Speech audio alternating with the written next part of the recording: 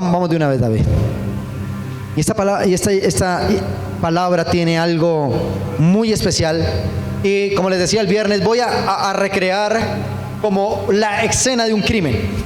Cuando le entregan el caso al juez, no sabemos, no tenemos datos, sabemos que algo sucedió, un crimen, una cosa espantosa, y tenemos unos datos como muy por encima.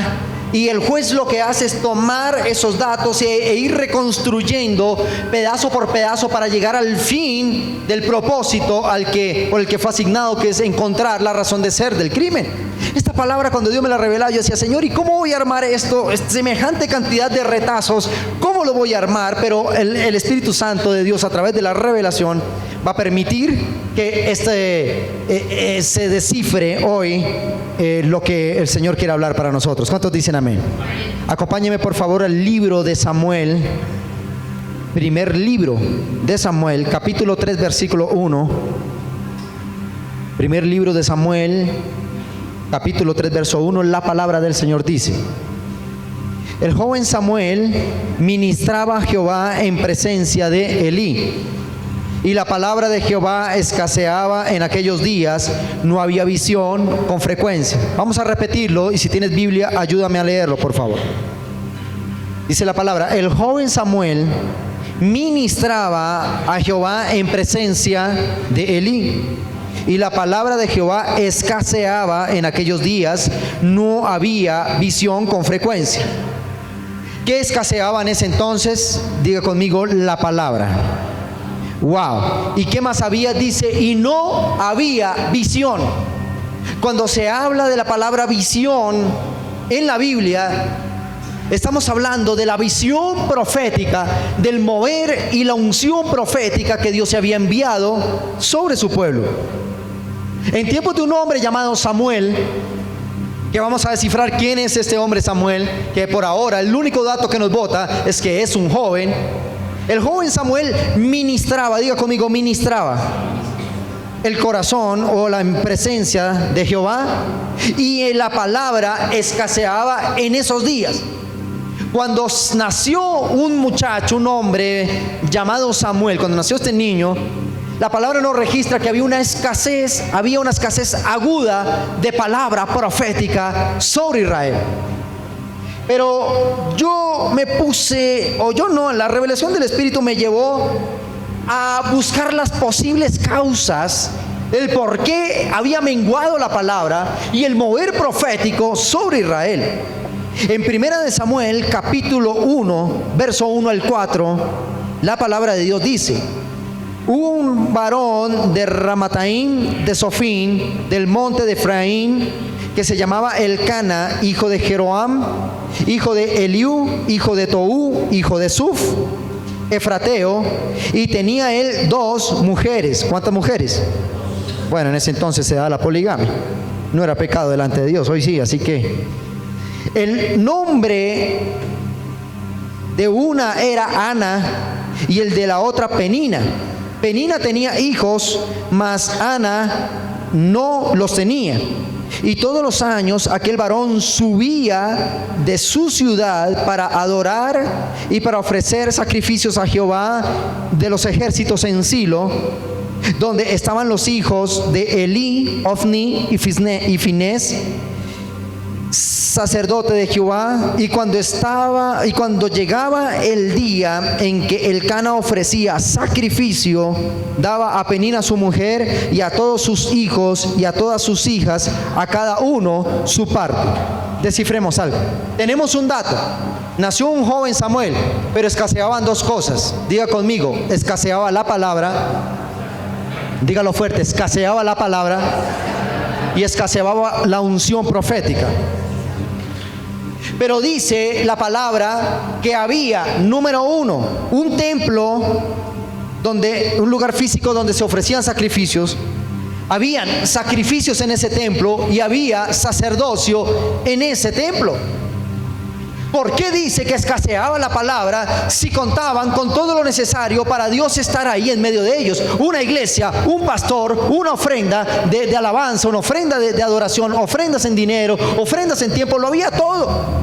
Pero la palabra de Dios dice, y escaseaba la palabra en aquellos días y no había visión, es decir, no había palabra profética, unción profética con frecuencia.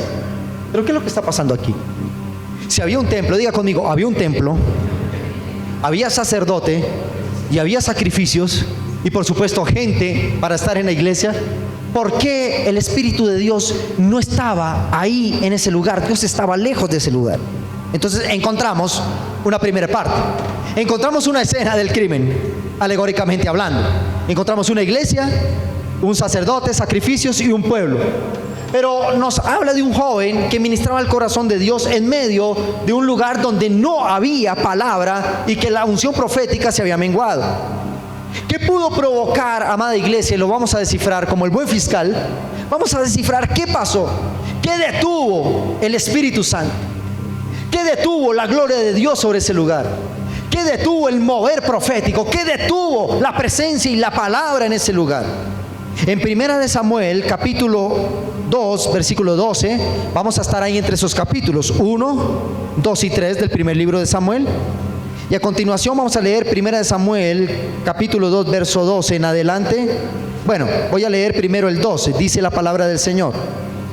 Los hijos de Elí eran hombres impíos y no tenían conocimiento de Jehová. Repitámoslo de nuevo. Los hijos de Elí eran hombres impíos y no tenían conocimiento de Jehová. ¿Quiénes eran los hijos de Elí? Los hijos del sacerdote, los hijos del pastor y de la pastora, en ese entonces. En el capítulo 2, versículo 17 dice: era pues muy grande delante de Jehová el pecado de los jóvenes, porque los hombres menospreciaban las ofrendas de Jehová. En el capítulo 2, versículo 22 dice: pero Elí era muy viejo y oía todo lo que sus hijos hacían con todo Israel, y cómo dormían con las mujeres que velaban a la puerta del tabernáculo de reunión. En el capítulo 2, versículo 27 al 30 dice: vino un varón de Dios a Elí y le dijo: así ha dicho Jehová, no me manifesté yo claramente a la casa de tu padre cuando estaba en Egipto en casa de Faraón, y yo le escogí por mi sacerdote entre todas las tribus de Israel para que ofreciesen sobre mi altar y quemasen incienso, quemasen incienso y llevasen efod delante de mí, y di a la casa de tu padre todas las ofrendas de los hijos de Israel. ¿Por qué habéis hollado mis sacrificios y mis ofrendas que yo mandé ofrecer en el tabernáculo, y has honrado a tus hijos más que a mí, dijo el Señor, engordándoos de lo principal de todas las ofrendas de mi pueblo Israel? Verso 30 dice la palabra: por tanto Jehová, el Dios de Israel, dice: ¿no había dicho que tu casa y la casa de tu padre andarían delante de mí perpetuamente? Mas ahora ha dicho Jehová: nunca yo tal haga, porque yo honraré a los que me honran, y a los que me desprecian serán tenidos en poco. Amén y amén. Encontramos una de las piezas claves que descifra la razón por la cual no se estaba moviendo el Espíritu Santo en la iglesia en los tiempos del profeta Samuel. Todo era cuestión de un error grandísimo a nivel sacerdotal. Nos habla de un hombre llamado Elí. ¿Cómo se llamaba? Y Elí era la máxima autoridad sacerdotal sobre la casa de Dios en Jerusalén. Vamos a ver una biografía pequeña de Elí. ¿Quién era Elí? Elí era un hombre ordenado bajo la orden sacerdotal de Aarón. Cuando Dios les entregó la tierra prometida a los hijos de Israel, les entregó unas tribus, la cual una se llamaba Leví, y Leví eran los encargados de todos los asuntos sagrados del templo. Los únicos que podían tocar el arca sin morir, el arca del pacto, sin que ellos pudieran morir, sin que ellos murieran, eran los de la tribu de Leví. Les había sido encomendado administrar lo santo del templo, las ofrendas, los sacrificios, y era el único hombre, los de la tribu de Leví, en este caso Elí, que podía entrar a un lugar llamado lugar santísimo sin que él cayera muerto. Porque en tiempos del Antiguo Testamento, Dios se metió en un cajón que le llamaron el Arca del Pacto para estar cerca a su pueblo, un cajón de 1 metro por 45 aproximadamente. Ahí Él metió su gloria para habitar en medio del pueblo de Israel. Y los únicos que podían tocar ese cajón o el Arca del Pacto eran unos hombres de una tribu llamado Leví, de la cual era este hombre, Elí. Pero aquí nos da una pequeña iniciativa del por qué se había detenido la unción profética en Israel. Diga conmigo, porque la unción sacerdotal estaba mal llevada y el sacerdote no estaba cumpliendo su rol de santificar lo sagrado de Dios. ¿Cómo termina diciendo esta parte? El Señor le dice: yo había jurado que de tu casa saldría un hombre que eternamente estaría sirviendo en la casa. Pero por causa de una generación que fue la de Elí y la de sus hijos, deshonró el templo de Dios, el arca de Dios y la presencia de Dios. Dios le dijo: nunca yo haga tal, porque los que me honran yo los honraré, pero que los que me desprecian serán tenidos en poco. ¿Qué fue lo que pasó aquí? Encontramos algo. ¿Por qué se detuvo la palabra? ¿Y por qué no había unción profética? Porque el sacerdote, la máxima autoridad sacerdotal, eclesiástica, estaba haciendo las cosas mal. Había perdido el norte de su ministerio. Un ministerio mal llevado puede llevar a la cancelación de los propósitos divinos de Dios en una generación. Un sacerdocio mal llevado puede castrar el propósito, puede hacer que Dios detenga su gloria, puede hacer que en el tiempo se detenga algo y no permita florecer el plan divino de Dios para con su pueblo. ¿Cuántos dicen amén? Y eso le pasó a este hombre llamado Elí. Y dice que el pecado de los hijos de Elí era muy grave. ¿Era muy qué? ¿Y cuál es el diagnóstico del pecado grave? Diga conmigo: algún día deshonraron la gloria de Dios. Les pareció en poco la gloria del Señor. Unción, milagros, ay, eso yo ya me lo sé. Venimos el viernes, uy, Dios se movió tremendo. Ah, sí, yo ya lo había visto. Ese tipo de cosas comienzan a deteriorar un ministerio. Cuando tú vienes y sirves y tú dices: ay, voy a ir porque es que el pastor se pone bravo si yo no voy, y comienzan a llamarme. Eso se llama deshonra al ministerio, y eso fue lo que pasó en esos tiempos. Wow, pero la deshonra, ¿por quién comenzó? Por una cabeza. Por eso Dios me guarde al predicar esta palabra. Yo no debo venir a deshonrar esta iglesia, porque la gloria de Dios se detuvo cuando el sacerdote, el hombre cabeza del ministerio, deshonró la gloria de Dios. ¿Cuántos dicen amén? Pero después de este diagnóstico tan terrible, después de este diagnóstico que me causa un escozor tremendo, Dios tenía que levantar una generación distinta a la de Elí, razón por la cual nace un hombre llamado Samuel. ¿Cómo se llama? Pero vamos a analizar, ahora viene la otra ficha clave de la investigación, y es de dónde rayos salió este joven Samuel. ¿Quién eran sus padres? ¿Quién era la señora madre de Samuel? Vamos a descifrarlo en 1 Samuel capítulo 1, versos 5 al 11. La palabra del Señor dice, 1 Samuel capítulo 1, versos 5 al 11. Dice la palabra: pero a Ana daba una parte escogida, porque amaba a Ana, porque Jehová no le había concedido tener hijos. Y su rival la irritaba, enojándola y entristeciéndola, porque Jehová no le había concedido tener hijos. Así hacía cada año. Cuando subía a la casa de Jehová, la irritaba así, por lo cual Ana lloraba y no comía. Diga conmigo: no comía. Elcana, su marido, le dijo: Ana, ¿por qué lloras? ¿Por qué no comes? ¿Por qué está afligido tu corazón? ¿No te soy yo mejor que 10 hijos? Y se levantó Ana después que hubo comido y bebió en Silo. Y mientras el sacerdote Elí estaba en una silla junto a un pilar del templo de Jehová, ella con amargura de alma oró a Jehová. Diga conmigo: oró a Jehová.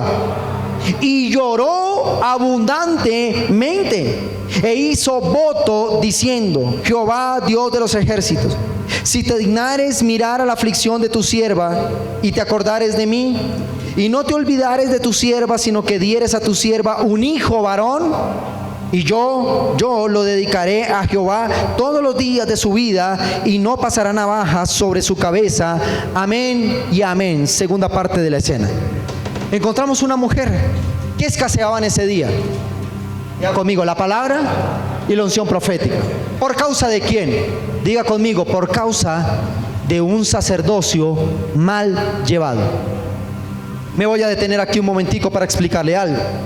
Cuando hablamos de sacerdocio, no hablamos solo de lo que puede hacer un pastor, una pastora en una iglesia.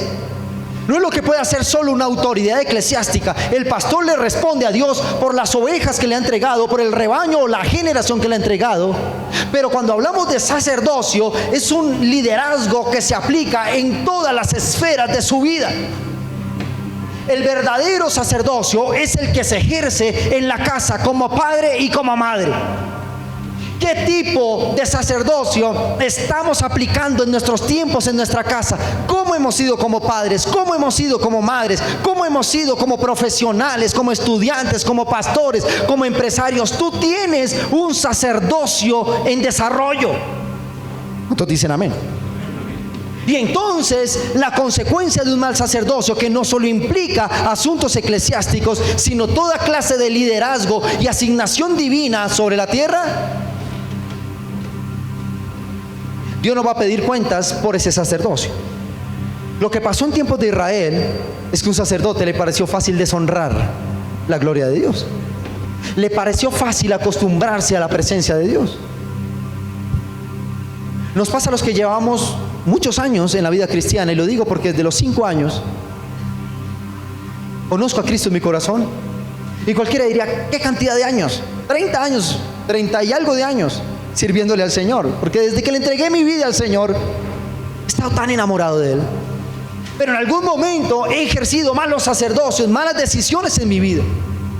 Esto no es una palabra para condenar, para decir yo soy el peor sacerdote, soy el mejor. No, tiene que ver es en qué momento restituimos el buen sacerdocio para plantar los modelos de Dios correctamente sobre la tierra. ¿Cuántos dicen amén? Y entonces Elí perdió esto. Dice la palabra de Dios que un día una mujer llamada Ana, ¿cómo se llamaba?